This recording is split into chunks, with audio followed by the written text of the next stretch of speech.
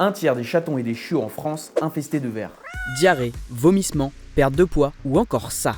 Voilà quelques symptômes possibles chez l'animal. Et qui pourraient être évités grâce aux vermifuges notamment. Bon, au-delà de pouvoir rendre notre animal malade, le problème c'est que ça peut se transmettre à l'homme. On appelle ça une zoonose. Et vous en connaissez peut-être une. La maladie de Lyme, transmise par les tiques. Dans le cas des animaux domestiques et des maladies transmises par les vers, on peut citer la toxocarose. En Europe, on estime que 20% de la population a été à un moment ou à un autre contaminée par ces parasites. L'enfant, la femme enceinte et les personnes fragiles sont les plus vulnérables. Mais alors, comment peut-on passer de vers dans la nature à une maladie chez l'homme? C'est en ingérant les œufs de vers présents sur le sol, mais aussi en mangeant des rongeurs, des escargots ou des puces, eux-mêmes infestés par des vers, que l'animal risque d'être contaminé. Puis c'est en le caressant sans se laver les mains après, ou en mangeant des légumes mal lavés, que le risque de transmission à l'homme est le plus fort. Alors pour rompre la chaîne de transmission, il existe des médicaments vétérinaires pour vermifuger son animal, comme la gamme 1000B Max, fabriquée en France. Ce vermifuge pour chiens et pour chats, sous forme de comprimés,